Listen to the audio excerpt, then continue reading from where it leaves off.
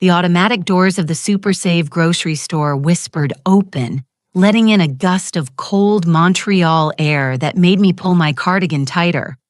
At 64, I'd grown accustomed to the chill that seemed to settle into my bones more easily these days, but I'd never quite adjusted to Canadian winters, even in October. Don't forget to subscribe to the channel and comment where you're watching from. Mom, just grab a cart. I'll get the milk, my son Derek said. Already moving toward the dairy section with the practiced efficiency of someone who knew exactly where everything was. He'd been living in Montreal for 7 years now, ever since he'd married Natalie, a perfectly polished woman who spoke French like a native and treated me with the kind of careful courtesy one reserves for elderly strangers.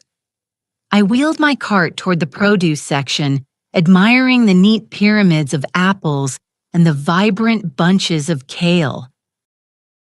The store was busy for a Tuesday afternoon filled with the soft murmur of French and English conversations blending together. I was selecting tomatoes when I heard footsteps approaching rapidly. Mrs. Collins. I turned to see a young cashier hurrying toward me, her name tag reading Sophie.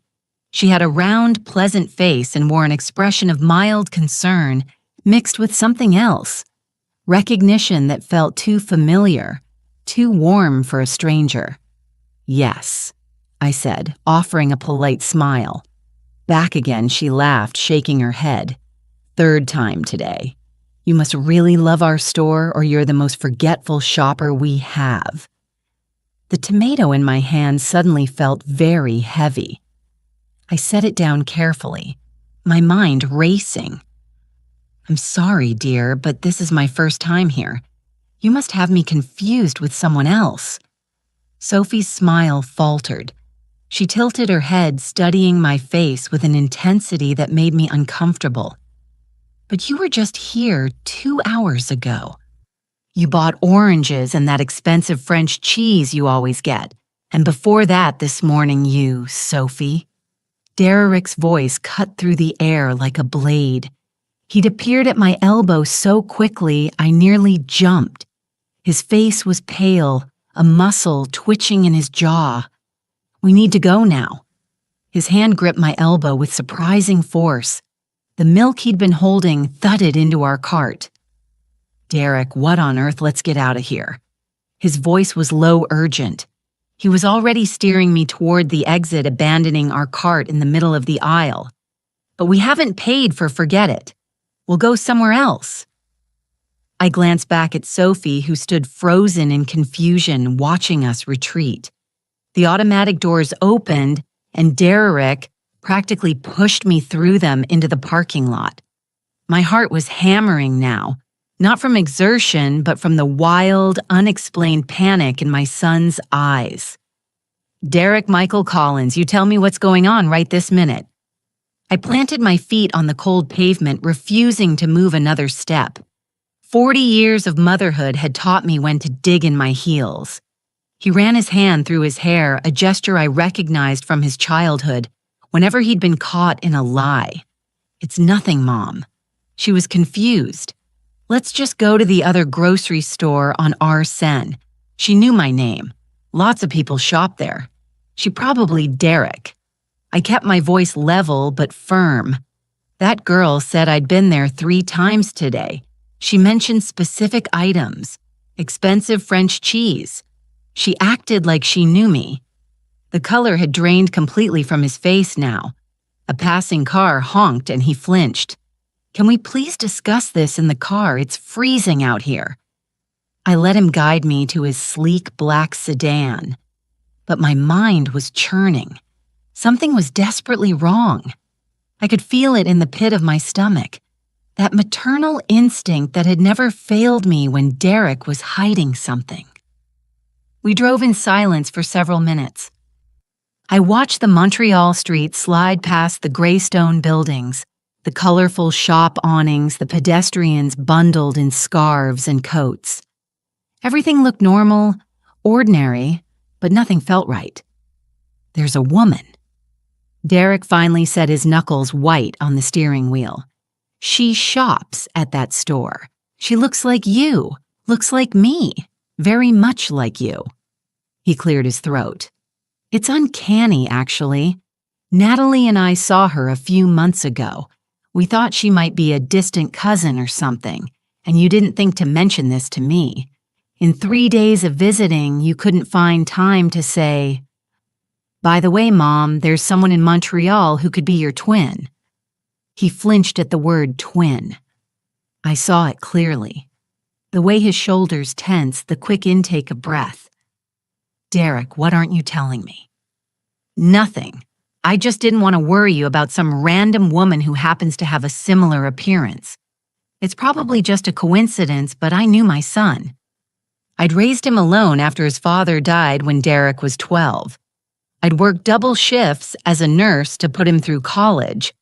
I'd celebrated every achievement and weathered every disappointment with him. And I knew, with absolute certainty, that he was lying to me. "Take me back to your apartment," I said quietly. "Mom, now Derek." The drive to their upscale apartment in Old Montreal passed in heavy silence. Natalie was out when we arrived, attending one of her endless charity luncheons. Their home always made me slightly uncomfortable with its minimalist furniture and abstract art that cost more than my annual property taxes back in Vermont. I went straight to the guest room where I'd been staying and retrieved my phone from my purse. My hands trembled slightly as I searched. "How to find someone who looks like you, Montreal." The results were predictably unhelpful. I tried different searches. Doppelganger Montreal, twins separated at birth, adoption records Vermont 1961. That last search made me pause. My mother had died a month earlier, and I'd never thought to question the sparse details she'd shared about my birth. I'd been born at home in rural Vermont, or so she'd always said. No hospital records, just a home birth attended by a midwife whose name my mother claimed she couldn't remember. I'd never thought to doubt it. Why would I? But now, with Sophie's words echoing in my mind 3rd time today, doubt crept in, like fog under a door. I heard Dirk's voice in the hallway speaking in rapid French on his phone. I couldn't make out most of the words, but I caught Else and Cashier. She knows what to do. A chill ran down my spine that had nothing to do with the Canadian weather. I opened my laptop and began searching more systematically. Vermont birth records 1961. Adoption agencies missing persons. I wasn't even sure what I was looking for, but I felt compelled to find it. An hour later, I'd found nothing concrete, but I had found something strange. My birth certificate, which I'd scanned years ago for passport purposes, looked off. The paper quality was wrong for 1961. The seal was faint, almost imperceptible. I'd never noticed before because I'd never had reason to look closely. A knock on the door made me jump. "Mom!" Derek's voice was soft, conciliatory. "Can we talk? Come in." He entered looking haggarded, as though he'd aged a decade in the past few hours. He sat on the edge of the bed, not meeting my eyes. "I need to tell you something," he said, "but you have to promise to hear me out completely before you react." My heart began to race. "All right. The woman at the grocery store, her name is Marie. Marie Hansen." He took a deep breath. "Mom, she's not just someone who looks like you. We're almost certain she's your identical twin." The room seemed to tilt. I gripped the edge of the desk to steady myself. "That's impossible," I whispered. "My mother would have. Your mother lied." His voice was gentle but firm. "We've known about Marie for 6 months. Natalie met her at a fundraiser. The resemblance was so striking that we started asking questions, doing research. 6 months." My voice rose. "You've known for 6 months and never said a word. We were trying to figure out the best way to tell you. We hired a private investigator. Mom, listen to me. Marie is wealthy. Very wealthy. She inherited a fortune from her adoptive parents and built it into something much larger through investments. She lives in Westmount, one of the most expensive neighborhoods in Montreal. I stared at my son, this man I thought I knew, and felt like I was looking at a stranger. Why didn't you tell me the moment you found out? He looked away. We were protecting you. Protecting me from what? From knowing I have a sister. From the truth. It's complicated, Mom. Marie, she's not well. Early stage Alzheimer's. And there are people around her. People who... He stopped abruptly. People who... What, Derek? He stood up, pacing to the window. Thing too. People who might not want her to suddenly discover she has a long-lost twin sister who could potentially make claims on her estate. The words hung in the air like poison gas. I felt sick. Is that what you think I'd do? Make claims on a stranger's money? Of course not. He turned back to me, his expression anguished. But others might think that. We were trying to figure out how to approach this carefully, legally, safely. For both of you, I want to meet her. The words came out before I'd even fully formed the thought. This Marie, I want to meet my sister. Derek's face went completely white. That might not be the best idea right now. Why not? Because he stopped seeming to struggle with something. Because she goes to that super save 3 times a day. Mom sometimes more. She buys random things and forgets she already bought them. She gets confused. And the people around her, her financial advisor, her lawyer, they're very protective. If they found out about you suddenly, if they thought you were trying to, I don't care about her money. I stood up, anger flooding through me. I care that I had a sister I never knew about. I care that my mother lied to me my entire life. I care that you've been keeping this from me. Mom, please. No. I held up my hand. You don't get to Mom, please me right now. You've been lying to me for 6 months. 6 months of phone calls and visits where you could have told me the truth. I grabbed my purse, my hands shaking with fury and shock and a grief I didn't fully understand yet. Where are you going? For a walk. I need air. I need to think. Mom, wait. There's more. There's something else you need to know about Marie. About why we've been. But I was already out the door, unable to hear another word. I needed space. I needed to breathe. I needed to understand how my entire life could suddenly feel like a lie. The October air hit me like a slap as I stepped onto Rue St. Paul. Tourists wandered past taking photos of the historic buildings. A street musician played violin on the corner. Everything was absurdly normal while my world crumbled. I had a sister, a twin separated at birth, and my son had been keeping her existence secret for 6 months. The question that burned in my mind as I walked aimlessly through old Montreal wasn't just why, it was, what else was Derek hiding? I pulled my cardigan tighter and kept walking, not knowing that the answer to that question would shatter everything I thought I knew about my family and myself. I walked for nearly 2 hours, my mind spinning through decades of memories, searching for clues I'd missed. By the time I returned to Derek's apartment, dusk had fallen and my feet ached.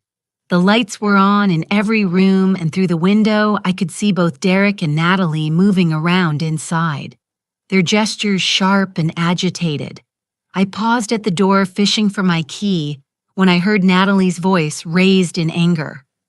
A rare break in her usually perfect composure. You should never have let her go to that store. What were you thinking I didn't know Marie would be there today? Derek shot back. How could I have known? You should have been more careful. 6 months of planning. Derek, 6 months. And you blow it in one careless trip to the grocery store. Planning. My hand froze on the doorknob. What planning, keep your voice down? Derek hissed. She could come back any minute. Good. Maybe it's time we told her everything. This sneaking around is making me sick. We can't tell her. Not yet, not until after. I pushed the door open. They both jumped Natalie's hand, flying to her chest. She recovered quickly, smoothing her blonde hair and arranging her face into a smile that didn't reach her eyes. Loretta, you must be freezing. Let me make you some tea. After what I asked, closing the door behind me, Derek said not until after. After what? The look that passed between them was heavy with meaning I couldn't decipher. Mom, you're taking this out of context, Derek began. Then give me the context. I set my purse down deliberately, keeping my voice calm despite the fury building in my chest. Tell me what you've been planning for 6 months. Natalie moved toward the kitchen. I'll make that tea. Stop. The word came out harder than I intended. Both of you sit down. Now they exchanged another glance, and something in Derek's expression made him look 12 years old again, caught sneaking cookies before dinner. They sat on the white leather sofa while I remained standing. A position of authority I'd learned long ago gave me an advantage. The truth I said, all of it, starting now.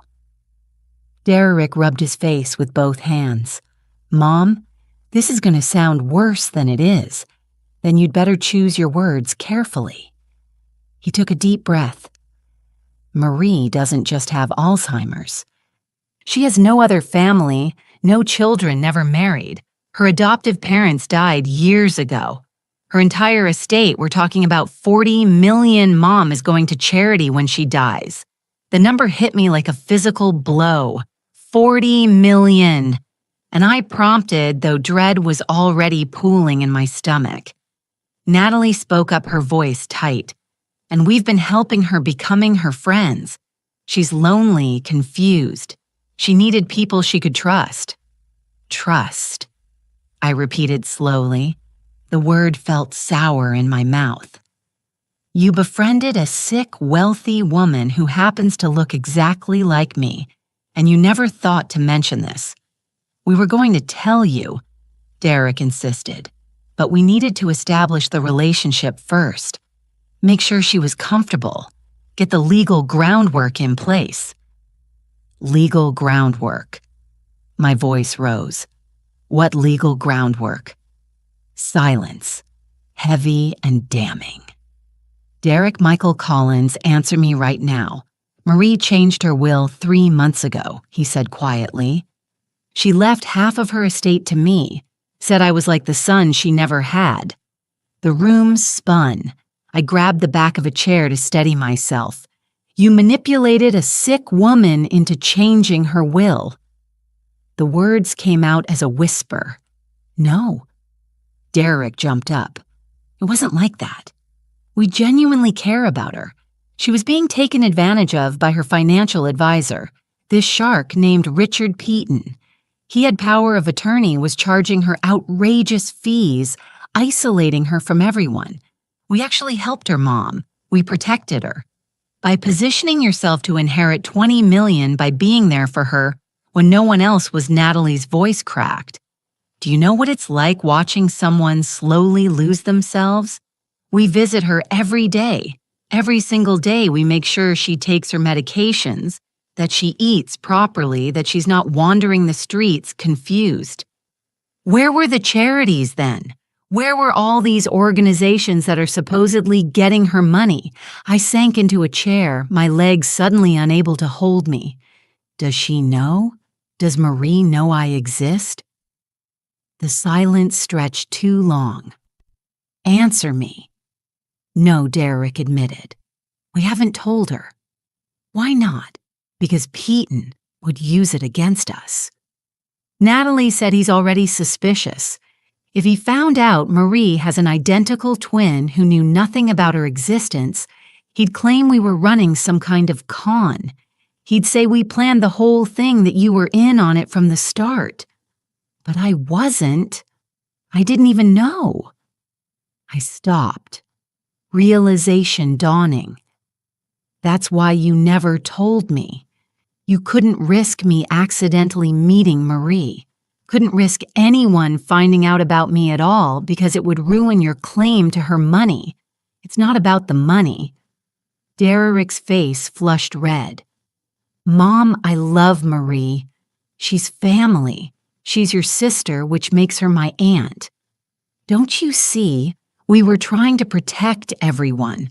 Her from Peyton, you from getting dragged into a legal nightmare, and yes, ourselves, from false accusations. You should have told me the moment you found out. My voice was hard. The moment you realized I had a twin sister, you should have told me. Nothing. Not money, not legal complications. Nothing gave you the right to keep that from me. We were going to tell you next week. Natalie said, we had it all planned. We were going to introduce you to Marie on her birthday, November 7th. Make it a special occasion. Reunite you both properly with witnesses with everything documented so no one could claim impropriety later. How convenient, I said coldly, after she'd already changed her will. Derek's face crumpled. That's not fair. Fair? I stood up trembling with anger and heartbreak. You want to talk about fair? I've spent 64 years thinking I was alone in the world. My mother died without telling me I had a sister. And you, my own son, discovered her 6 months ago and said nothing. You befriended her, ingratiated yourself into her life, convinced her to give you $20 million, all while keeping me in the dark. Don't you dare talk to me about fair. I headed toward the guest room. Mom, wait. There's something else. Derek's voice stopped me. Something you need to understand about why we did this. I can't imagine what could possibly justify. Peyton has been stealing from her. The words came out in a rush. We have evidence bank statements, forged signatures. He's siphoned off at least $5 million over the past 3 years. Marie was too confused to notice, and he was counting on her dying before anyone figured it out. I turned slowly. You have evidence copies of everything. We've been building a case waiting for the right moment to expose him. But if we move too soon, he'd destroy the evidence and claim we were the ones stealing from her. We needed Marie to be stable enough to testify. Needed to establish our credibility first, and getting $20 million establishes your credibility. Natalie stood up. The new will has a clause. If Derek inherits, he has to use at least half of it to establish a foundation in Marie's name for Alzheimer's research and patient care. It was Marie's idea. She wanted her money to help people like her. I studied my daughter-in-law's face, searching for deception, but all I saw was exhaustion and what looked like genuine emotion. Show me the evidence, I said, about Peyton. Derek retrieved his laptop and pulled up a folder labeled MP Financial Records. I spent 20 minutes reviewing bank statements, transfer records, and email chains. The pattern was clear. Regular withdrawals, always just under the threshold that would trigger automatic reviews, always accompanied by vague justifications, like investment management fees or estate planning consultation. This is theft, I said finally. Why haven't you gone to the police? Because Peyton has connections, Derek explained. His brother-in-law is a judge. His golf buddy is the police chief. We need an airtight case, and we need Marie coherent enough to back us up. Her lucid days are getting rarer. A knock on the door made us all freeze. Derek checked the security camera feed on his phone and went pale. It's Peyton. What? Natalie's voice pitched high. What's he doing here? I don't know. But Derek looked at me. Mom, you need to hide. If he sees you, if he realizes you exist, I'm not hiding in my own son's apartment. Please. His eyes were desperate. Please, just this once. We're so close to exposing him. Don't let him ruin it now." The knock came again, more insistent. Against every instinct, I retreated to the guest room, leaving the door cracked just enough to hear. My heart hammered as Derrick opened the front door. "Mr. Peaton." Derrick's voice was carefully neutral. "This is unexpected indeed." The voice that answered was smooth, cultured, and cold. "We need to talk about Marie and about some very interesting financial records that have gone missing from my office." My blood ran cold. He knew. Somehow, he knew they'd been investigating him. "I have no idea what you're talking about," Derrick said calmly. "Don't you?" Peaton's voice moved closer. "Funny thing about security cameras, Derrick, they catch all sorts of interesting activity. Like, for instance, someone who looks remarkably like you accessing the building's document room 3 weeks ago, using a key card that was reported stolen. Through the crack in the door, I could see Natalie's face go white. That's absurd. Derrick said I've never been to your building. Then you won't mind explaining why Marie suddenly wants to fire me as her financial advisor after 3 years of perfectly satisfactory service, who's been filling her head with lies during her confused state. Marie makes her own decisions." "Does she?" Peaton laughed a sound devoid of humor. "Or do her new best friends make them for her? You know, Derrick manipulating vulnerable seniors is a crime. Elder abuse fraud, undue influence. These charges carry serious prison time. Get out of my home. Gladly. But understand this. I've already filed a complaint with Adult Protective Services. They'll be investigating Marie's situation very thoroughly. Every relationship, every financial transaction, every change document. If they find that you've been manipulating her, taking advantage of her diminished capacity, well, I imagine that 20 million inheritance will evaporate rather quickly along with your freedom. We've done nothing wrong. Then you have nothing to worry about." Peaton's voice dripped with false pleasantness. "I'm sure the investigation will clear everything up. Oh, and one more thing. I've petitioned the court to have Marie declared legally incompetent. The hearing is scheduled for November 15th. Once she's declared incompetent, any will she signed in the past year will be void. Just thought you should know." The door closed. I heard the lock click. For a long moment, no one spoke. Then Natalie started crying, deep, wrenching sobs that shook her whole body. Derrick held her, his own face ashen. I stepped out of the bedroom, my mind racing. Adult Protective Services, court hearings, accusations of elder abuse, and in the middle of it all, a sick woman, my sister, who I still hadn't met. "When is Marie's next lucid day?" I asked quietly. Derrick looked up surprised. "Sometimes mornings are better." "Why?" "Because you're going to take me to meet her tomorrow morning. Before any investigators show up, before any court hearings, I deserve to meet my sister. Mom, if Peaton finds out you exist, then he finds out." I squared my shoulders. "But I'm not going to let that man or anyone else keep me from meeting Marie. She's my family, my blood, and unlike you, I'm not going to keep secrets from her." The words hung in the air like an indictment. Derrick's phone buzzed. He looked at the screen and his face went even paler. Something I wouldn't have thought possible. "What?" Natalie asked. "It's from Marie's building security. She's missing. She left for her walk 3 hours ago and hasn't returned." Outside the window, Montreal had gone dark. Somewhere in this city, my twin sister was lost, confused and alone. And I was going to find her, whether my son helped me or not. "We need to call the police," Natalie said, already reaching for her phone. No, Derrick's hand shot out, stopping her. "We can't involve the authorities, not with Peaton's complaint already filed.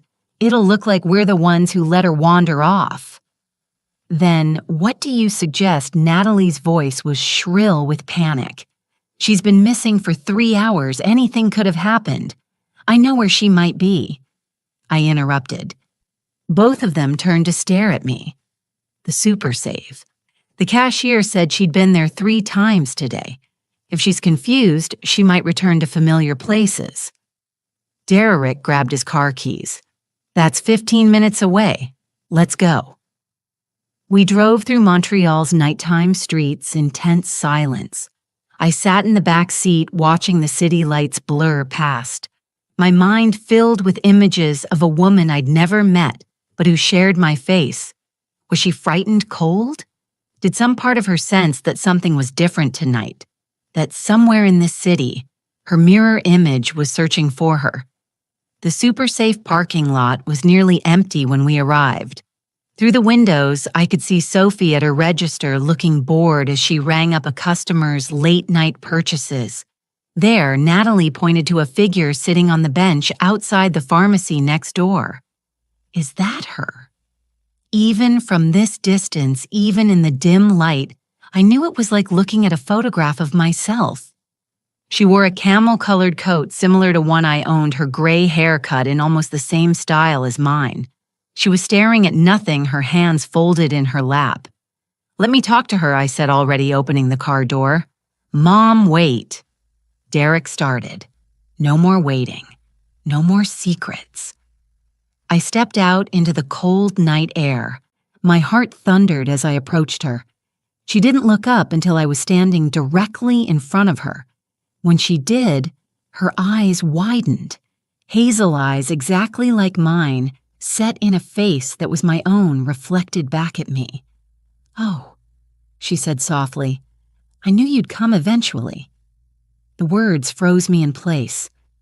You knew about me. I've seen you." She smiled, but there was confusion in her eyes. In dreams, in mirrors sometimes. Mother always said I was imagining things, but I knew. I've always known I wasn't complete. I sat down beside her, my legs suddenly weak. "My name is Loretta Collins, Marie." She studied my face with wonder. "Marie Hansen. You're very beautiful. We're very beautiful, aren't we?" She laughed a sound both delighted and lost. I should know my own face, but sometimes I don't. "Do you ever forget what you look like?" "Marie, I'm your sister. Your twin sister." "I don't have a sister. Mother would have told me." But even as she said it, tears began streaming down her face. Why did she never tell me I took her cold hands in mine? I don't know, but we're going to find out together. Behind us, I heard Derek and Natalie approaching. Marie's expression changed instantly when she saw Derek brightening like a child seeing a favorite uncle. "Derek and Natalie, did you come for our evening visit? You're very punctual tonight." She checked her watch, confused. "Or am I late? I sometimes lose track." "We were worried about you," Derek said gently, crouching down in front of her. "You were gone a long time." Was I? She looked around as if seeing the parking lot for the first time. I wanted oranges. Did I get oranges? She had no bag, no purchases. "It's okay," Natalie said softly. "We'll get you home." "But I haven't introduced you to my new friend." Marie gestured to me. "Isn't she lovely? She says we're sisters. Do you think that's possible, Derek?" The pain in my son's face was genuine. Whatever else he'd done, whatever his motivations, he clearly cared for this fragile woman. "I think anything's possible," he said carefully. "Let's get you somewhere warm and we can talk about it." We drove to Marie's apartment in Westmount, a stunning building overlooking the city. Marie dozed in the front seat, her head resting against the window, while I sat in back with my mind reeling from our brief conversation. She dreamed of me. All these years, some part of her had known. Her apartment was breathtaking.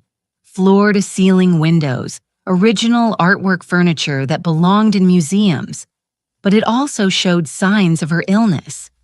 Sticky notes everywhere with reminders, multiple calendars with conflicting appointments, 3 pairs of reading glasses scattered on various surfaces. Natalie guided Marie to the bedroom to change into comfortable clothes, while Derek and I stood in the living room. I walked to the windows, looking out at Montreal's glittering skyline. "She's very sick, isn't she?" I said quietly. "Yes. Some days she's perfectly lucid. Other days he trailed off. She's getting worse, faster than the doctors predicted." "How long have you really known her, Derek?" Silence. "Then 13 months. I turned to face him. 13 months. You said 6. I was trying to soften the blow. "Mom, I met her at a hospital fundraiser that Natalie dragged me to. She was sitting alone, looking lost. I helped her find the coat check, and she thanked me. Said I reminded her of someone, though she couldn't remember who. A week later, I saw her at a cafe, and she didn't recognize me at all. That's when I realized something was wrong, and you decided to befriend her. Yes, because she was alone and scared and no one else cared." His voice broke. "Do you know what Piton did when she got diagnosed? He isolated her. Told her friends and the few distant relatives she had that she was becoming paranoid, that she was making accusations. He pushed everyone away so he could control her completely. I stepped in because someone had to and convinced her to put you in her will. She insisted. She wanted to leave something to someone who actually cared about her." He ran his hands through his hair. "I know how it looks. I know. But I swear, Mom, everything I did was to protect her from Piton. Then why didn't you go to the police immediately? Why play this long game?" "Because I needed irrefutable proof. Marie's testimony alone wouldn't hold up in court. She's been diagnosed with Alzheimer's. Any lawyer would tear her apart on the stand. I needed documentation, witnesses, a pattern of behavior. I've been working with a forensic accountant gathering everything we need to put Piton away for good." The bedroom door opened. Natalie emerged, her face grave. "Derek, you need to see this." We followed her into Marie's bedroom. She was sitting on the bed in her nightgown, looking small and frail. On the bed beside her was a wooden box. "She wants to show you something," Natalie said. Marie opened the box with trembling fingers. Inside were letters, dozens of them yellowed with age. She pulled one out and handed it to me. The handwriting was shaky but determined. "My dearest daughter, if you're reading this, then I've finally found the courage to tell you the truth. Or I've passed on and you've discovered it yourself. You had a sister, a twin. The adoption agency separated you at birth. They said it was better that way, that twins were harder to place together, that you'd each have better lives apart. I've regretted that decision every day since." Her name was Loretta. "She went to a family in Vermont. I tried to find her once when you were 12, but they'd moved, and the agency wouldn't give me information. Please forgive me. Please know that I loved you both, even though I only got to keep one of you, your mother, Catherine Hansen." The letter was dated 3 years ago.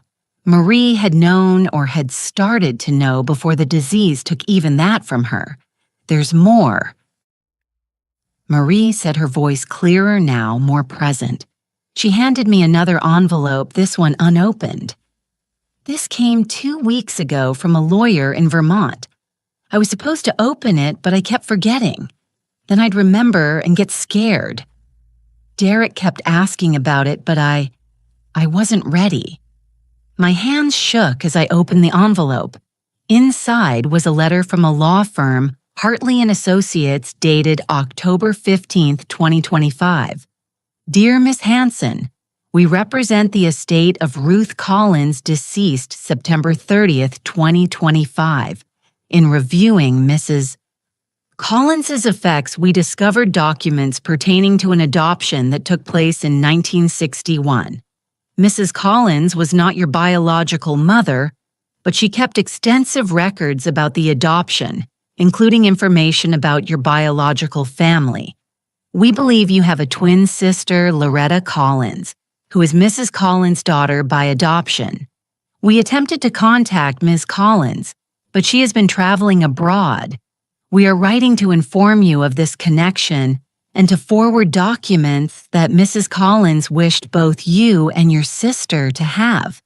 Please contact our office at your earliest convenience. I read it twice, 3 times.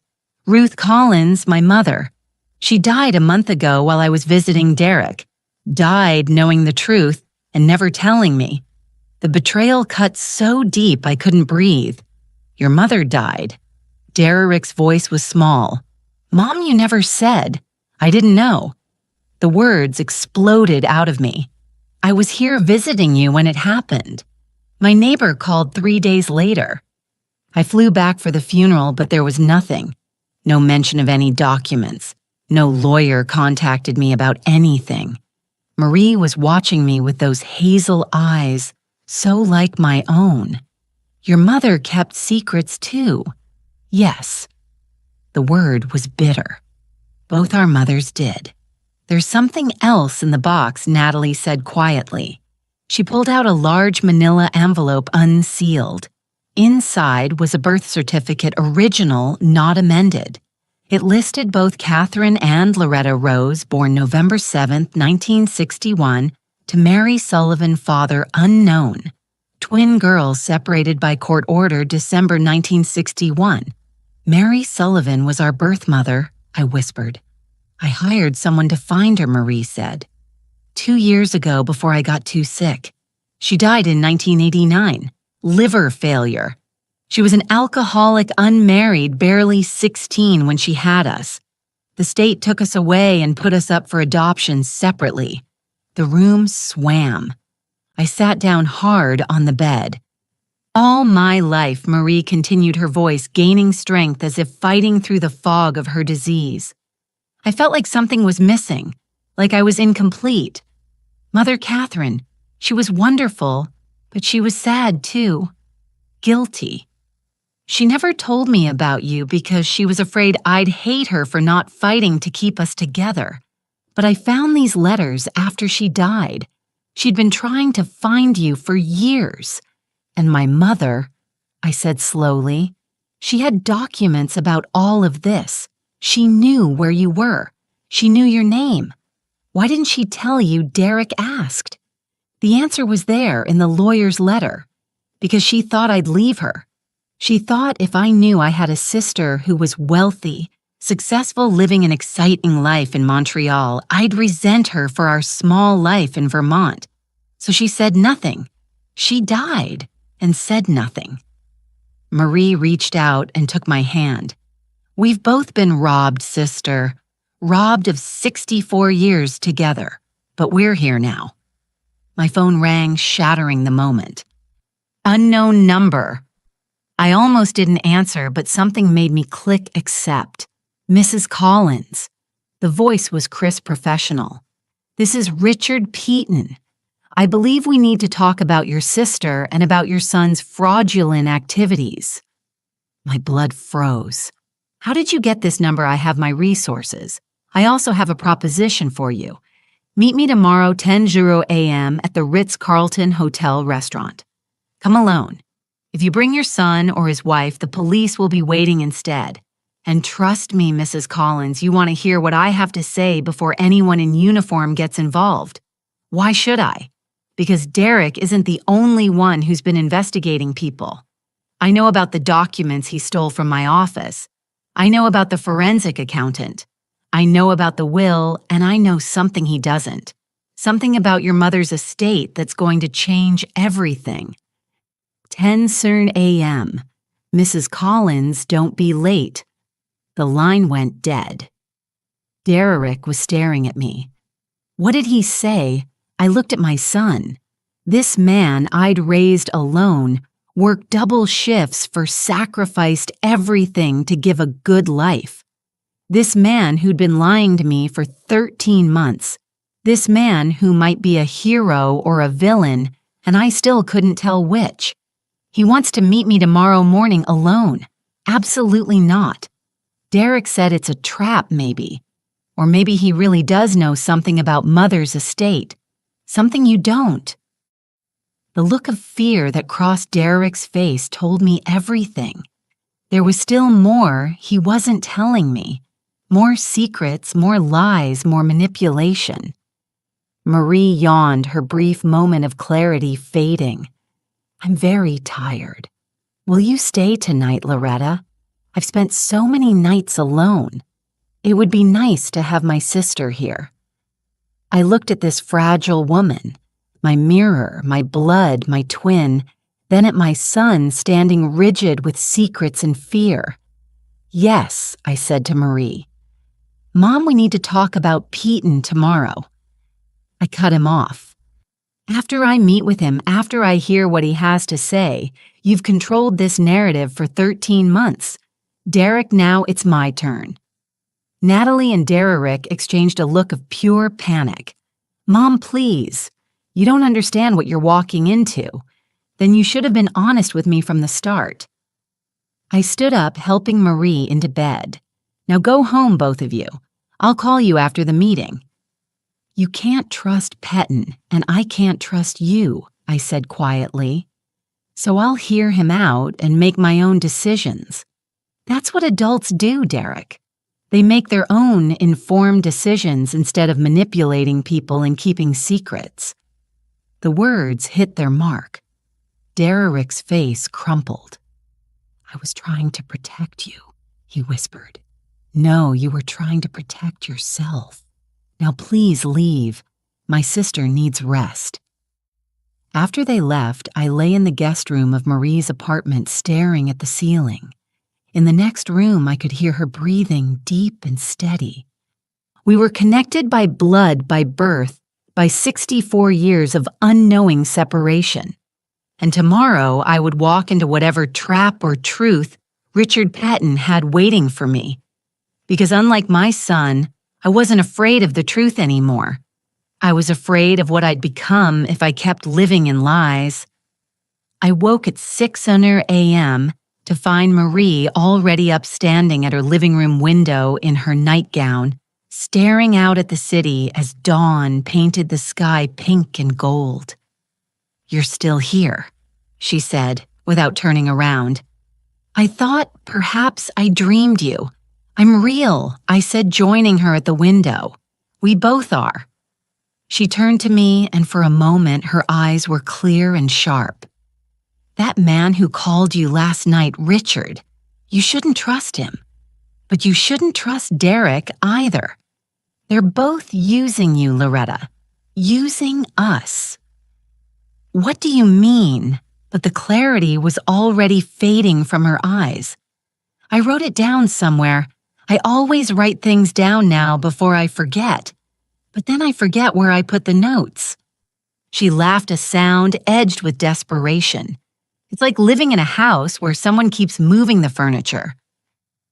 I spent the next hours searching Marie's apartment while she showered and dressed. I found notes everywhere on the refrigerator, tucked in books taped to mirrors. Most were mundane reminders. Take pills at 8 a.m. Derek visits Tuesdays and Thursdays. Natalie's birthday is March 12th. But then I found one tucked inside a cookbook in the kitchen, written in shaky handwriting that grew more frantic as it progressed. Richard knows about Loretta. He showed me a photograph, said she's been in Montreal for days, said Derek is hiding her. Why Derek says Richard is stealing from me, but Richard says Derek is manipulating me. Who do I believe? I don't know anymore. I don't know anything. There's money missing. $250,000. Someone took it. Richard says Derek. Derek says Richard. I just want it to stop. I just want to remember who I can trust. The note was dated 5 days ago, 2 days before I'd arrived in Montreal. My hands trembled as I pocketed the note. Peyton had known about me before the incident at the grocery store. He'd been watching, waiting, gathering information.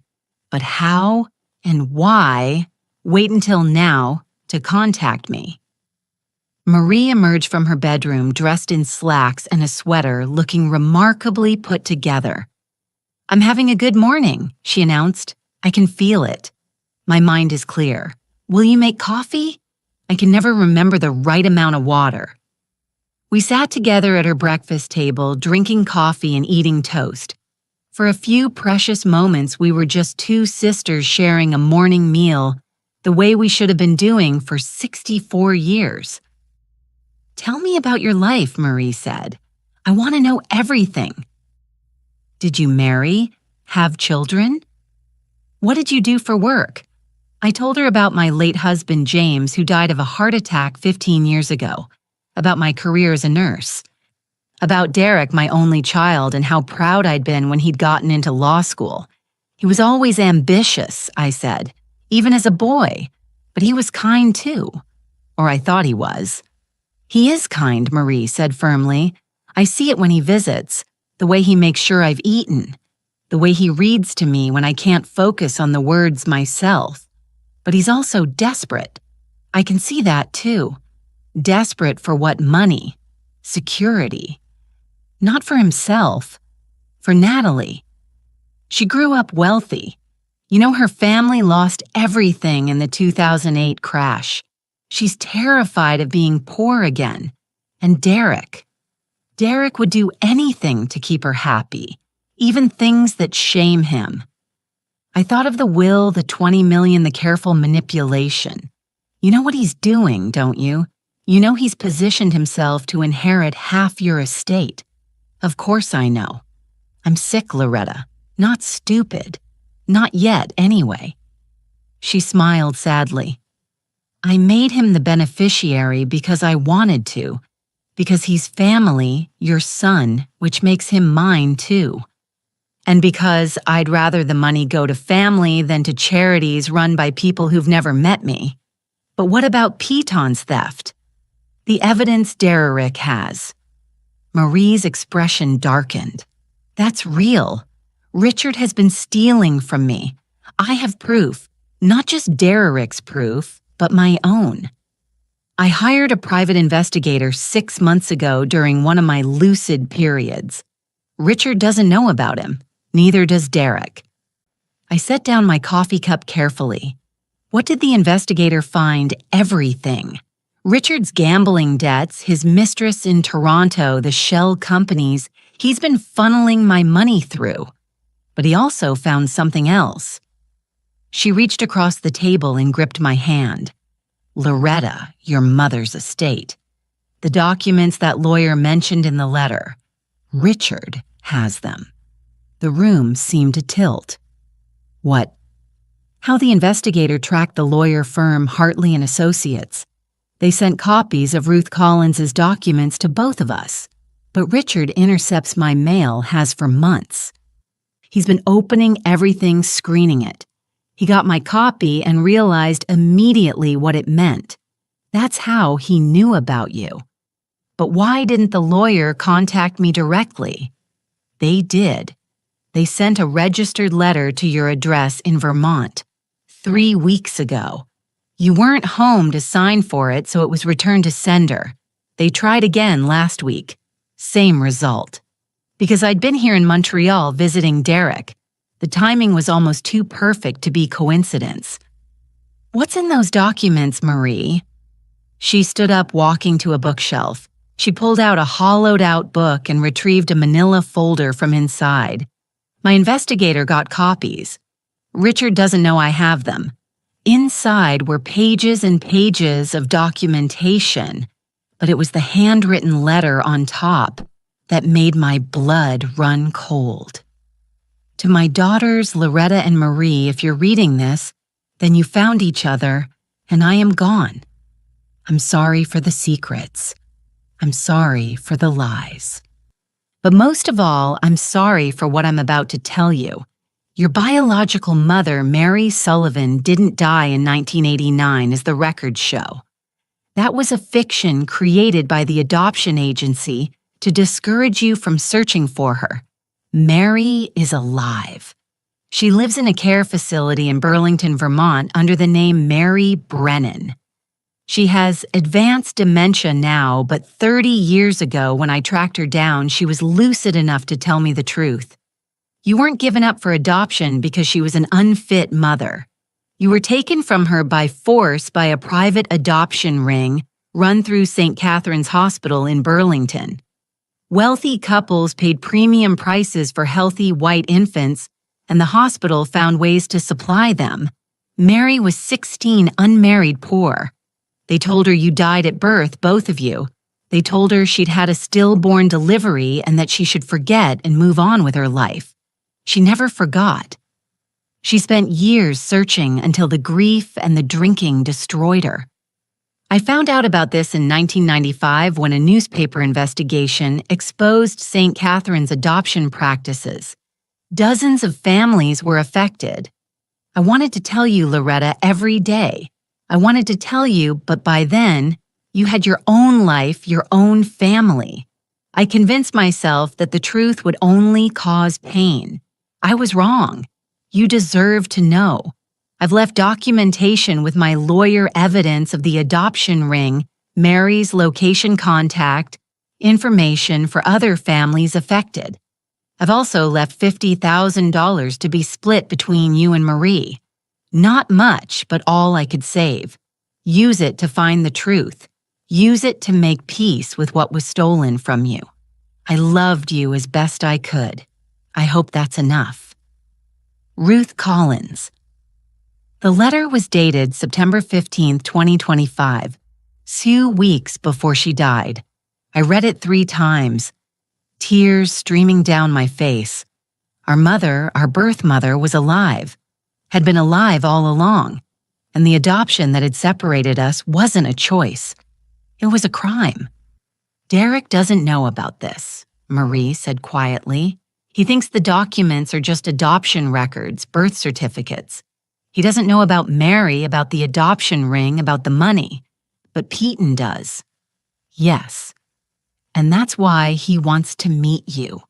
He's going to offer you a deal, Loretta. He'll give you the original documents, the ones that prove the illegal adoption, the ones that could potentially open up lawsuits against the hospital, the state, everyone involved. But in exchange, you'll have to help him. Help him how testify that Derek has been manipulating me. Sign a statement saying that he's been keeping you away from me, preventing family contact. With your testimony, Peyton can have Derek's will inheritance nullified and possibly bring criminal charges. I stood up pacing to the window. Below Montreal was coming to life. Cars filling the streets, people hurrying to work, the normal rhythm of a city that had no idea my world was crumbling. "Why are you telling me this?" I asked. "Why not let me walk into that meeting blind? Because you're my sister. Because we've lost 64 years and I won't lose more to lies and manipulation." She joined me at the window. "I'm dying, Loretta. Maybe not this year, maybe not next year, but the disease is taking me piece by piece. I don't want to spend what's left playing games with Richard Peyton or watching Derek destroy himself with greed. What do you want?" "I want the truth. All of it. I want to meet our mother if she's still alive enough to know us. I want the people who stole us from her to be held accountable. And I want you to have what's rightfully yours. Not my money, but the truth about where you came from." My phone rang. Derek. I silenced it. 5 seconds later, it rang again. Then a text. "Mom, please don't go to that meeting. Peyton is dangerous. We need to talk now. He knows I'm here. I said he probably has someone watching the building. Richard is thorough." Another text came through. This one longer. "Peyton embezzled $2.3 million from Marie. He's desperate. He'll say anything to turn you against me. The meeting is a trap. He might hurt you. Please." I stared at the message. Was Derek genuinely concerned for my safety? Or was he concerned about losing his inheritance? I have to go. I said I have to hear what Peyton has to say. I'm coming with you. Marie, you can't. I can and I will. It's my money he's stealing my life. They're all fighting over. I deserve to be there. Her voice was strong, clear. Besides, if I'm there, he can't lie about what I want. And neither can Derek. She was right. And more than that, I wanted her with me. My sister, the other half of myself that I'd been missing all my life. We took a cab to the Ritz-Carlton. Marie was sharp during the ride, pointing out landmarks, telling me stories about Montreal, but I could see the effort it took, the way she gripped my hand as if anchoring herself to the present moment. The restaurant was elegant and quiet, filled with well-dressed business people having power breakfasts. Richard Peyton sat at a corner table, a silver-haired man in an expensive suit who radiated predatory confidence. His eyes widened when he saw Marie with me. "Mrs. Hanson, this is unexpected. Is it Richard?" Marie's voice was ice. "You've been making decisions about my life for 3 years. I thought it was time I participated in the conversation." We sat down. A waiter appeared, but Peyton waved him away. "You shouldn't have brought her," he said to me. "My sister goes where I go," I replied. The word sister felt powerful, claiming a relationship that had been stolen from us. Peyton's smile was thin. "Very well. Then you'll both hear what I have to say." He slid a folder across the table. Inside are the original documents from Ruth Collins's estate. Everything about the adoption ring, about your biological mother, about the money she left you. I'll give you all of it, free and clear. In exchange for what? In exchange for your testimony.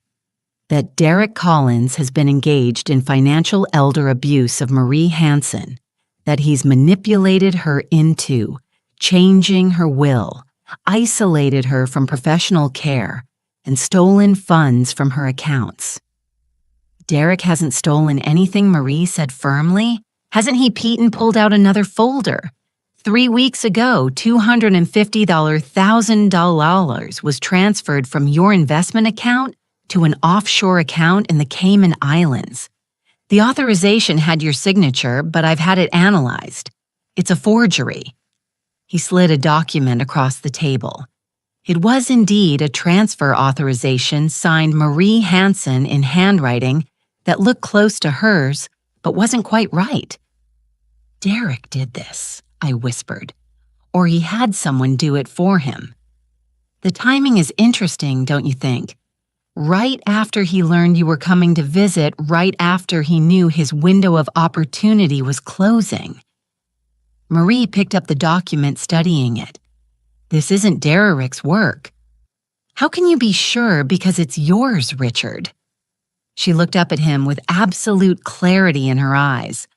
"I recognize the mistakes. You always make my M2 looped and you never quite get the angle right on my W. Derek would have been more careful." Peyton's face went very still. "That's absurd. Is it because my private investigator has samples of your forgeries going back 2 years? You've been practicing my signature, getting better at it, but you're still not perfect." I watched the color drain from Peyton's face, watched his careful control slip. "You're confused," he said, his voice hardening. "The Alzheimer's makes me forgetful. Not blind, not stupid." Marie placed both palms flat on the table. "Here's what's going to happen, Richard. You're going to give Loretta those documents, all of them, with no conditions. You're going to resign as my financial advisor today, and you're going to return every penny you've stolen from me, or I'm going to have you arrested. You have no proof. I have an investigator's report documenting every theft. I have bank records, handwriting analysis testimony from your assistant, who you pressured into helping you. I have everything, Richard. I've had it for months. I was just waiting for the right moment to use it." Peyton stood up abruptly, his chair scraping against the floor. Several diners looked over.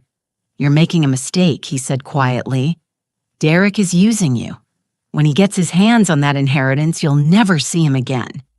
Maybe Marie said, but that's my choice to make, not yours. And the documents about Loretta's adoption. You think I'll just hand them over now? You will, I said, finding my voice.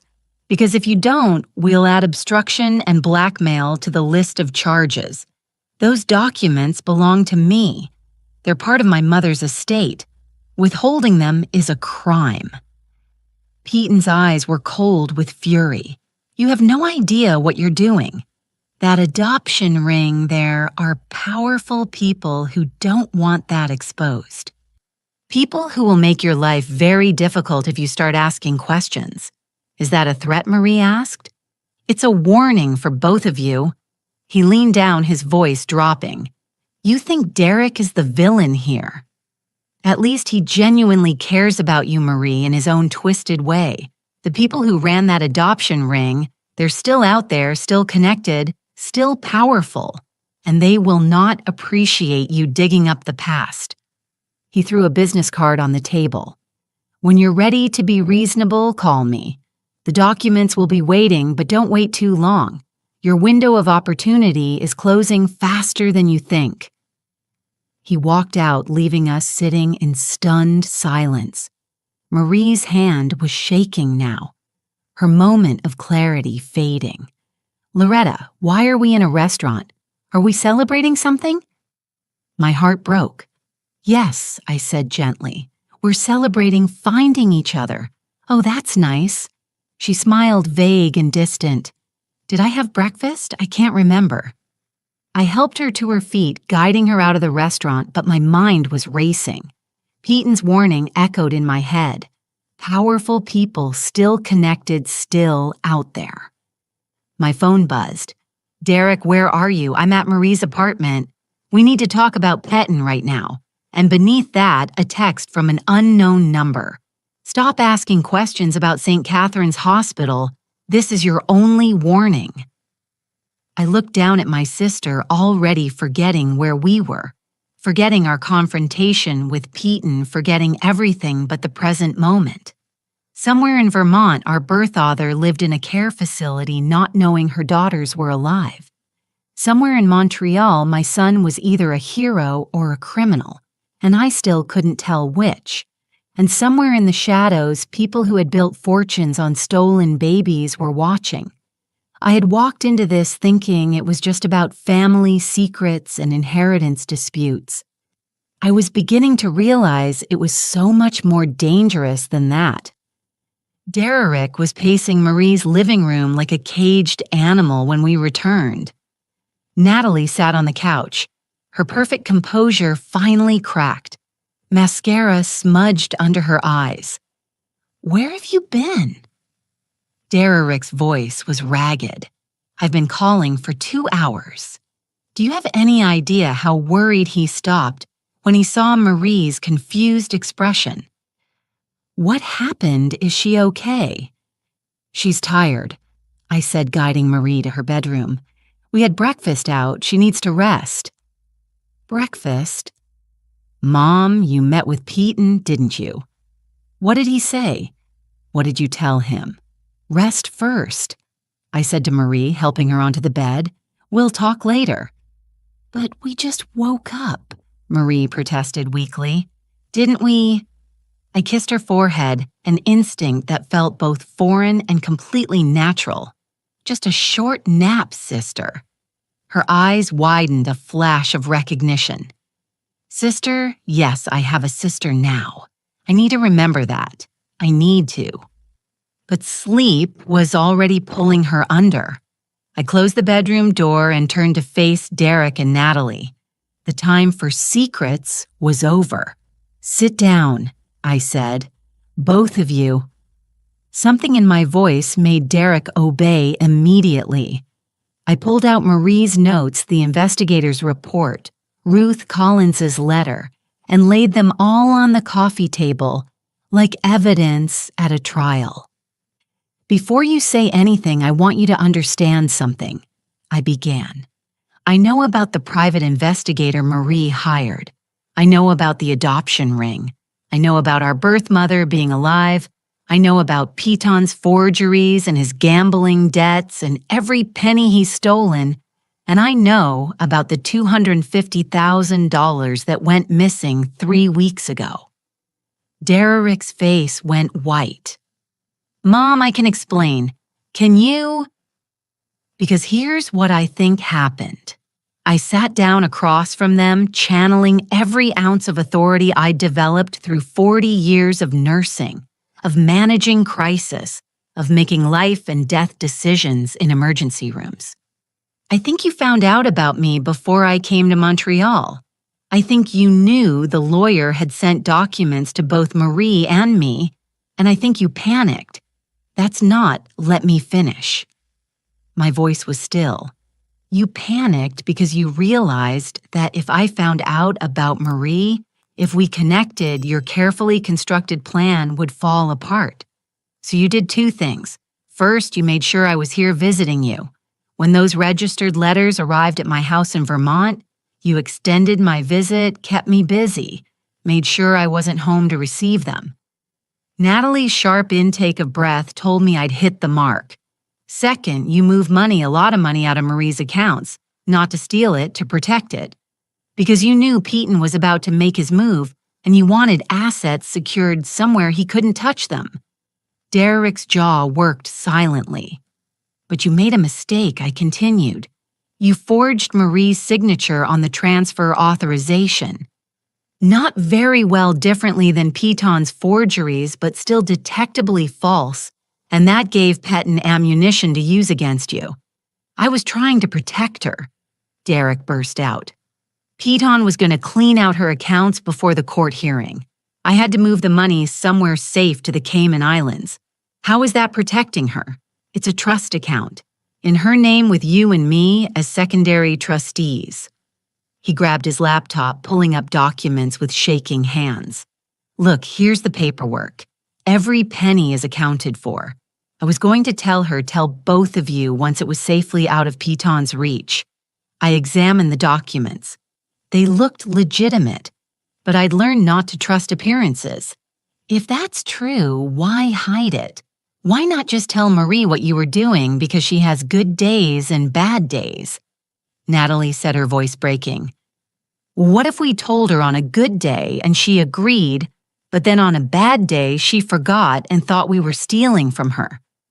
What if she told Piton he'd have found a way to block the transfer, or worse, he'd have used it to prove we were manipulating her? I studied their faces, the exhaustion, the fear, the desperate sincerity.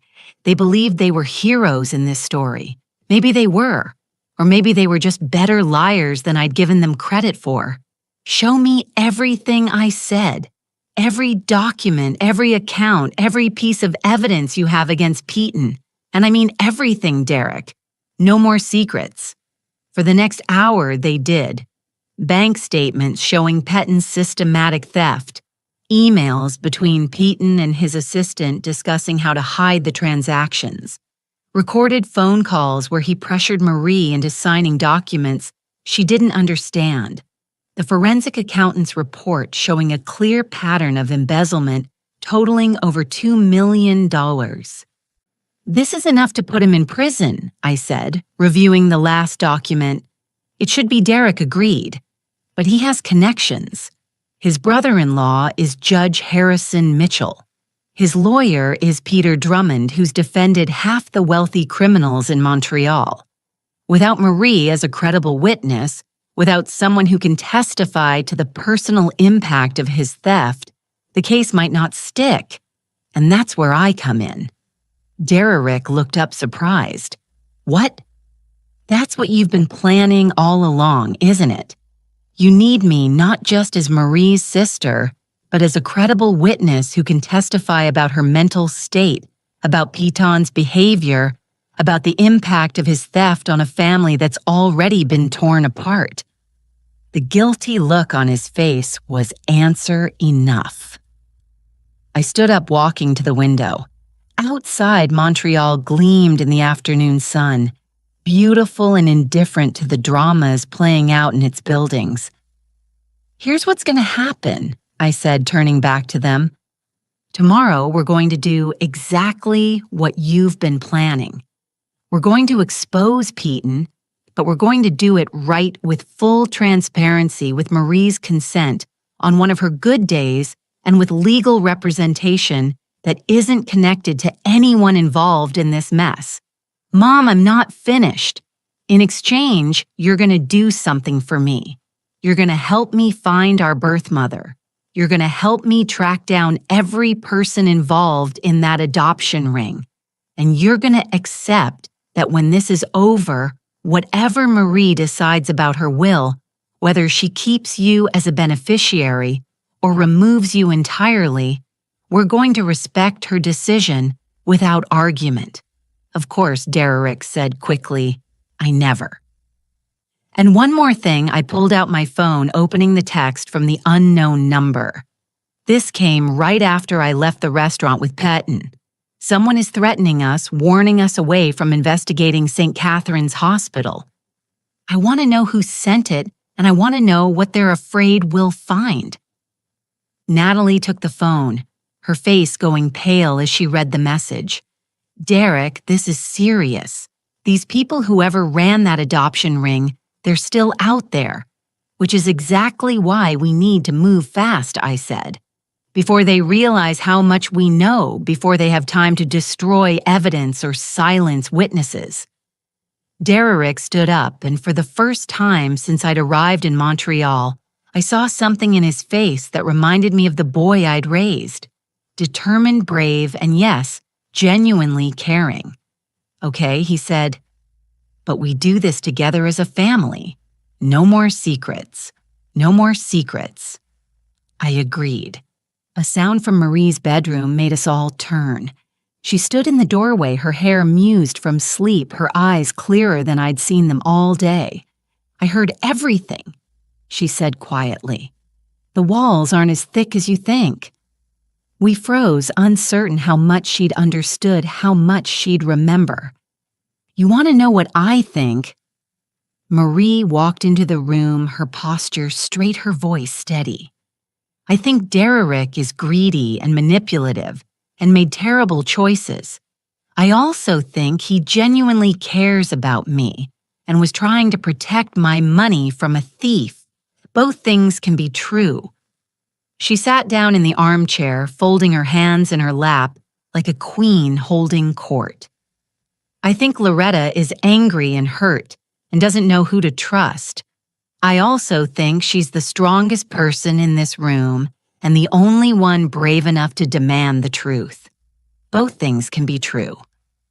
She looked at each of us in turn. And I think I'm dying slowly, piece by piece. And I'd rather spend what's left of my good days finding out where I came from than fighting over where my money goes. So here's what we're going to do. She pulled out her phone, dialing a number from memory. Hello, Joe. It's Marie Hansen. Yes, I know it's been a while. Listen, I need you to come to my apartment tonight, 7:00. Bring your recording equipment and your notary stamp. We're going to do this properly. She hung up and smiled at our stunned faces. Joe Rothstein, my lawyer, my real lawyer, not the one Peyton kept pushing me toward. I hired him 6 months ago on the same day I hired the investigator. I've been preparing for this moment for a long time. You've been playing us, Derrick whispered. All of us this whole time. Not playing planning. Marie's smile was sharp. Did you really think I'd let my disease rob me of control over my own life? I might forget what I had for breakfast, but I haven't forgotten how to protect myself. She stood up, walking to a locked cabinet I'd noticed earlier, but hadn't questioned. She pulled out a key from her pocket. She'd been keeping it on her person the whole time and opened it. Inside were dozens of file folders, all meticulously labeled. Peyton evidence, Derrick investigation, adoption records, St. Catherine's Hospital, Mary Sullivan Brennan. I've been documenting everything Marie said, every conversation, every visitor, every lucid moment I could manage. Yes, I have Alzheimer's. Yes, I'm getting worse. But I'm not helpless and I'm not anyone's victim. She pulled out a folder labeled Tonight's Meeting and handed it to me. Inside was an agenda typed up and printed outlining exactly what would happen at the meeting with her lawyer. We're going to do several things tonight, Marie said. First, we're going to file a formal complaint against Richard Pettin, with the police complete with all the evidence I've gathered. Second, we're going to execute a new will, one that's properly witnessed and can't be challenged. Third, we're going to give Loretta full access to all the adoption records and my investigators' findings. And fourth, we're going to create a legal framework for what happens when I can no longer make my own decisions. Marie, I started. I'm making you my power of attorney, Loretta, not Derek, not Natalie. You're my sister, my blood, and you're the only person in this room who hasn't lied to me. Derek's face crumpled. Aunt Marie. I never meant I know what you meant. I know you were trying to help, but you also wanted that money, Derek. Don't insult me by pretending otherwise. She softened slightly. You're still in the will a generous amount enough to secure your future, but the bulk of my estate is going into a trust that Loretta will manage with explicit instructions on how it's to be used.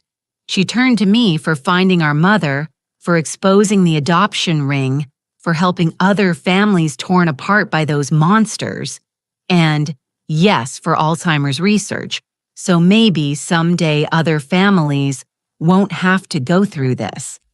Tears streamed down my face. You're giving me everything. I'm giving you a mission. There's a difference. She took my hands. We have so little time, Loretta. Maybe a year of good days scattered among the bad ones. I want to use them for something that matters. I want to know where I came from. I want to meet our mother if she can still recognize us. I want the people who stole us to face justice. And if they're powerful, if they're dangerous, Marie's smile was fierce. Then we'll be more dangerous. We've spent 64 years not knowing each other. I'm not going to spend what's left being afraid. The intercom buzzed. Derek checked the security screen and went pale. It's the police. 2 detectives already. Natalie's voice pitched high with panic. I called them this morning, Marie said calmly. Before Loretta and I went to meet Patton, I told them I had evidence of financial elder abuse and wanted to file a formal complaint. They said they'd send detectives this afternoon. She walked to the intercom and pressed the button. Send them up, please. Derek looked at me, his eyes desperate. Mom, you made your choices, Derek. Now we face the consequences together as a family. The knock came at the door. Marie opened it to reveal 2 detectives, one middle-aged woman with kind eyes, one younger man with a notebook. Mrs. Hanson. I'm Detective Louise Morrow, and this is Detective James Park. You called about financial abuse. Yes, please come in. I have a lot to tell you. Over the next 2 hours, Marie laid it all out for them with remarkable clarity. The theft, the forgeries, Piton's manipulation, Derek's well-meaning but legally questionable attempts to protect her money, the adoption records, the threatening text, all of it. The detectives took notes, asked questions, examined the evidence. When Marie began to fade, losing her train of thought, I stepped in to fill the gaps. Derek sat silent, his future hanging in the balance. Finally, Detective Morrow closed her notebook. This is complicated, she said. The financial crimes are clear-cut. We'll need to bring Mr. Peaton in for questioning. As for the transfer to the Cayman Islands, she looked at Derek. That's more ambiguous. If the account is genuinely a trust in Mrs. Hanson's name, and if she authorizes it retroactively, then it's probably legal. But Mr. Collins, you're walking a very thin line. I know, Derek said quietly. I just wanted to protect her. The road to trouble is paved with good intentions. Detective Morrow stood. "We'll be in touch. In the meantime, Mrs. Hanson, I'd suggest you consider getting some protection. If there really are people who don't want that adoption ring exposed, they might escalate beyond text messages." After the detectives left, we sat in exhausted silence. The lawyer, Joe Rothstein, would arrive in an hour. There were documents to sign, decisions to make, legal frameworks to establish. But for this moment, we just sat.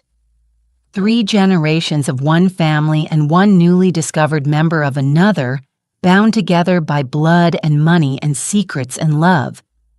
My phone buzzed. Another unknown number. I hesitated, then opened it.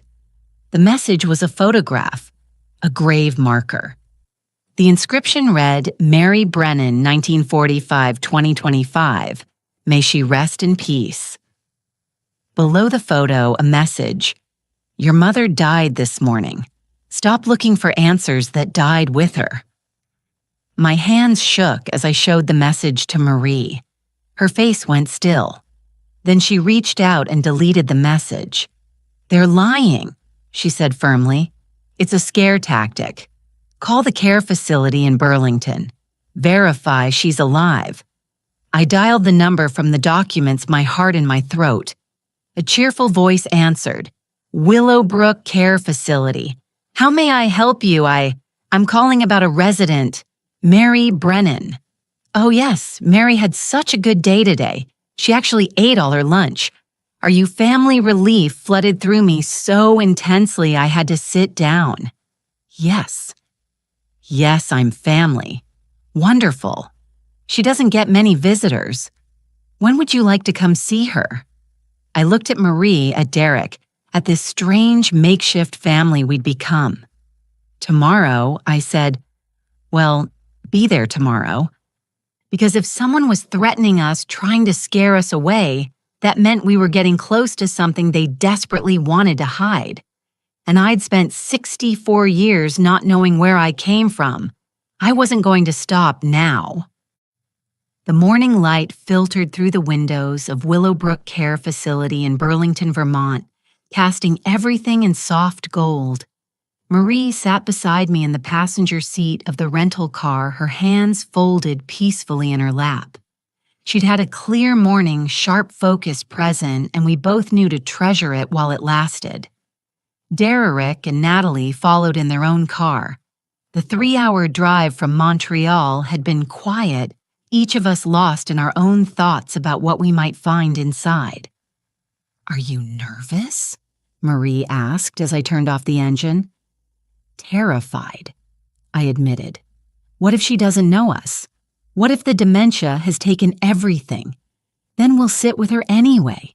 We'll tell her who we are even if she can't understand. We'll fill in the empty spaces of our lives even if she can't fill in hers. Marie squeezed my hand. "We're here, Loretta. Together, that's what matters." The care facility was nicer than I'd expected. Clean, bright, with artwork on the walls and the smell of coffee instead of antiseptic. A young nurse named Kelly greeted us warmly. "You're here to see Mary. She'll be so happy. She's in the common room. Fair warning, though. She thinks it's 1963 most days. She talks about her babies a lot." Kelly's expression softened. "The ones she thinks she lost. It's very sad." My throat tightened. "Can we see her?" Kelly led us through a hallway decorated with photographs and resident artwork. The common room was sunny and spacious, with several elderly residents scattered about. Some watching television, some doing puzzles, one woman painting at an easel. "That's Mary," Kelly said, pointing to a woman sitting by the window. She was small, white-haired, her face deeply lined. But even from across the room, I could see traces of Marie and me in her features, the shape of her jaw, the way she tilted her head. Our mother. Marie and I approached slowly while Derek and Natalie hung back. Mary was staring out the window, humming tunelessly to herself. "Mary," I said softly, crouching down beside her chair. "Mary Sullivan." She turned, and her eyes, hazel like ours, widened. Her hand flew to her mouth. "No," she whispered. "No, this isn't real. You're not real. We're real, Mama." Marie said, kneeling on the other side. "We're your daughters, Loretta and Marie. We found each other. We found you." Tears streamed down Mary's weathered face. She reached out with shaking hands, touching my cheek. Then Morris, as if verifying we were solid. "They told me you died." She sobbed. "Both of you.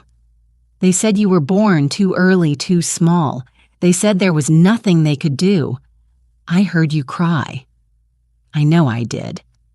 But then they took you away. And when they brought you back, you were cold and still. And they said they lied," I said gently, taking her frail hand. "We didn't die, Mama. They took us, sold us to different families, separated us, but we're here now." 64 years, Mary whispered. "I've been grieving you for 64 years. We sat with her for 2 hours.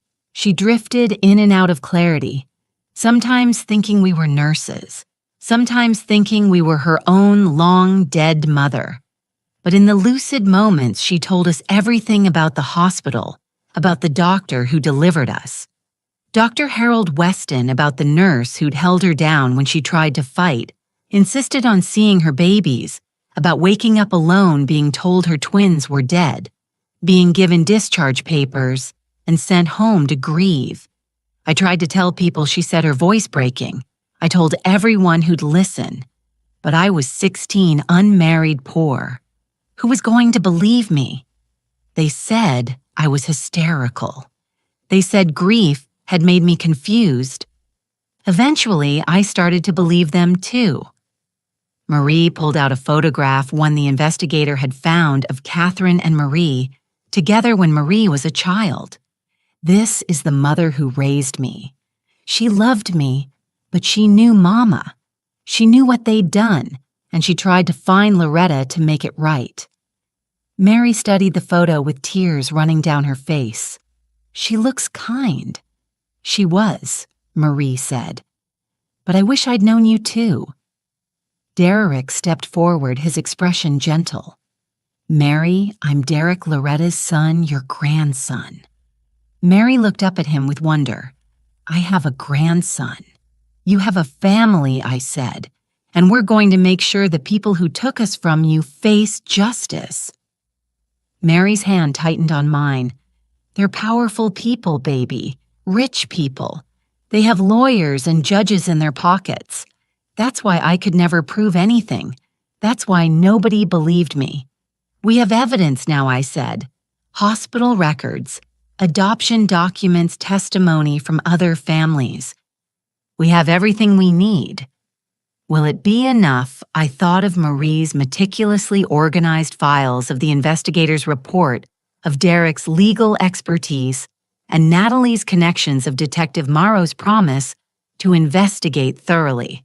"It will be," I said with more confidence than I felt, because we're not giving up. Not this time.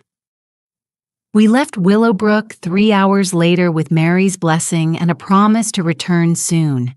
She'd asked us to bring photos next time to help her remember our faces on the days when her mind failed her. The drive back to Montreal was different, heavier with purpose, lighter with truth. "What happens now?" Natalie asked when we stopped for gas.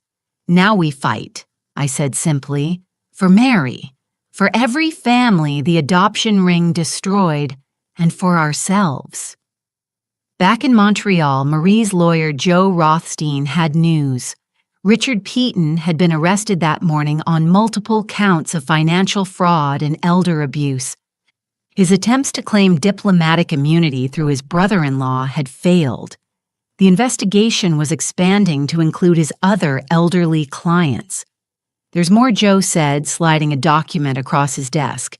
"We've identified 3 other lawyers and 2 judges who were involved in the adoption ring. Several are still alive, still practicing.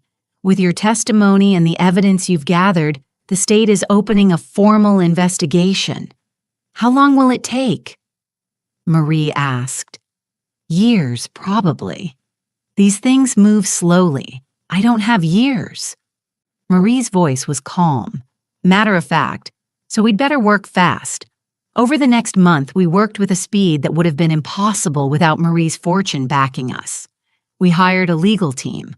We tracked down other victims of St. Catherine's adoption ring, now elderly themselves, many having never known they were stolen. We organized, documented, built an airtight case. Marie had good days and bad days. On the good days, she was sharp as ever, directing strategy like a general. On the bad days, I sat with her and told her stories about our mother, about our childhood, that never was, about the life we should have had together. Derrick threw himself into the legal work with an intensity that bordered on obsessive. I watched him carefully, still uncertain of his motives. But slowly, I began to see that Natalie had been right. He was capable of both greed and genuine love, both manipulation and authentic care. He was in the end human, flawed, and complicated, and trying his best. The court hearing for Patton came in December. Marie was lucid that day, a gift we didn't take for granted. She testified clearly, calmly about his theft and manipulation. I testified about finding my sister, about the documents he'd withheld, about the threats we'd received. Peaton's lawyer tried to paint us as opportunists, as family members manipulating a sick woman, but Marie's own lawyer produced her meticulously documented files, months of evidence showing her clear intent and decisionism even as her disease progressed. The judge ruled in our favor. Peaton was sentenced to 8 years in prison and ordered to repay every penny he'd stolen. But the bigger victory came 3 weeks later. The state attorney general announced a formal investigation into the St. Catherine's Hospital adoption ring. 5 people were indicted, including 2 judges who'd signed the fraudulent adoption papers. The case made national news. Dozens more families came forward with similar stories. Marie and I were invited to testify before a state commission. We sat side by side, 2 elderly women who looked so alike that the commissioners kept getting us confused, and told our story about being stolen, about living 64 years apart, about finding each other despite every obstacle. "What do you want from this commission?" one commissioner asked. I looked at Marie. She nodded for me to speak. "Justice for our mother who spent her life grieving children who weren't dead. Accountability for the people who built fortunes on stolen babies, and a promise, a legally binding promise that this can never happen again, that no family will be torn apart by greed and lies the way ours was." The commission recommended sweeping reforms to adoption procedures, mandatory DNA databases for separated siblings, and a victim compensation fund. It wasn't perfect. It wouldn't undo 64 years of loss, but it was something. In February, Marie's condition worsened. The lucid days became rare, precious gems scattered among weeks of confusion. I moved to Montreal, permanently taking over as her full-time caregiver and power of attorney. Derrick visited regularly. We'd settled into an uneasy peace. I would never fully trust him again, but I could see he genuinely loved Marie. The inheritance no longer mattered to him as much. Or perhaps it did, and he just learned to be more honest about it. Either way, we managed. One evening in late March, Marie had a moment of perfect clarity. We were sitting in her apartment watching the sunset over Montreal. "Loretta," she said, her voice strong and certain, "I'm here. I want you to know something. These past months, having you here, knowing you, loving you, they've been the best of my life. Even with the disease taking me piece by piece, even with all the pain of learning the truth, I wouldn't trade these months for anything. Neither would I whispered, taking her hand. "I'm scared of forgetting you. of having a day when I wake up and you're a stranger again. Then I'll introduce myself. Every day if I have to. I'll tell you you're my sister, my twin, my other half. And eventually, some part of you will remember, even if your mind forgets, your heart will know. She smiled, tears running down her face. Promise me something. Anything. When I'm gone, when this disease finally takes the last of me, use the money the way we planned, find the other stolen children, help them find each other, make sure Mary is cared for until the end. And Derek. She paused. Make sure he's okay too. He's flawed, but he's family, and family takes care of family. I promise. She leaned her head on my shoulder, and we sat that way until the last light faded from the sky. Marie died on a Tuesday in June, peacefully in her sleep with me holding her hand. She was 64 years old, the same age as the years we'd spent apart. I inherited the bulk of her estate as she'd planned. Derek received a generous trust fund enough to secure his future without making him wealthy enough to be careless. The rest went into the foundation we'd established together, the Sullivan-Hanson Foundation for Adoption, Truth, and Family Reunion. At Marie's funeral, Mary attended one of her rare lucid days. She sat beside me in the front pew, holding my hand, understanding that she'd lost a daughter she'd barely had time to know. You'll take care of things, she said. It wasn't a question. I will, Mama and I have. In the 3 years since Marie's death, the foundation has reunited 47 families, separated by the adoption ring. We've funded legal challenges that resulted in 12 convictions of people involved in the scheme. We've established support groups, DNA databases, and advocacy programs. Derek works for the foundation, now head of legal affairs. He's good at it, passionate even. Perhaps Marie's death taught him something about what really matters. Or perhaps he simply found a way to channel his ambition into something meaningful. I don't psychoanalyze it too much anymore. I visit Mary every week. She rarely remembers who I am now. The dementia has progressed too far. But I sit with her anyway, holding her hand, telling her stories about her daughters. Sometimes just for a moment, recognition flickers in her eyes. I'm 67 now. My hair is completely white. My hands are marked with age spots, and I move slower than I used to. But I've never felt more powerful because I learned something through all of this. Age isn't weakness. Experience isn't obsolescence. The years I've lived, the pain I've survived, the wisdom I've accumulated, these are weapons more potent than youth, or strength, or money. I outmaneuvered Peyton, not through force, but through patience and intelligence. I navigated my son's deception not through confrontation, but through strategic revelation. I honored Marie's legacy not through grand gestures, but through steady, determined action. They underestimated me. Peyton and the people who sent those threatening texts, even Derek in his own way. They saw an elderly woman and assumed she could be controlled, dismissed, frightened into silence. They were wrong. Last week, I received a letter from a woman in Oregon. Her name is Patricia, and she's 62 years old. She just discovered through DNA testing that she has a twin brother in Maine. They were separated at birth through the same adoption ring that took Marie and me from our mother. I don't know where to start, she wrote. I don't know how to find him, how to make sense of any of this. Can you help? I sat in Marie's apartment, mine now, though I still think of it as hers, and wrote back, yes. I told her, we can help, that's what we do, because this is what 67 years of life has taught me. You can't change the past, but you can refuse to let it define your future. You can't undo injustice, but you can fight like hell to prevent it from happening again. You can't restore lost years, but you can make the remaining ones count. I spent 64 years not knowing I had a sister.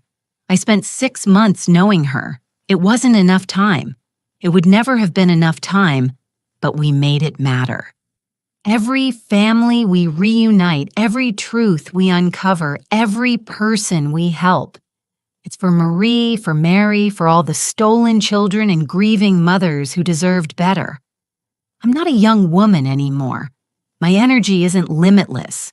My time isn't infinite. But I'm not done yet. Not by a long shot. Because the greatest power I have isn't in my youth or my strength. It's in my refusal to be silent, my refusal to give up, my refusal to let the powerful and corrupt win simply because they think an elderly woman can't stop them. They thought I was weak. They learned otherwise. And every day in Marie's memory, I continue to prove them wrong. This is my legacy now. Not money, not property, not even the years I spent as a nurse saving lives. This fighting for truth, for family, for justice. This is what I was always meant to do. I just needed 64 years a twin sister I never knew I had, and a son's complicated betrayal to finally find my purpose. Better late than never. Better imperfect than incomplete, better wise than young. I am Loretta Rose Collins, 67 years old, sister of Marie Lawson, daughter of Mary Sullivan, mother of Derek Collins, and I am just getting started.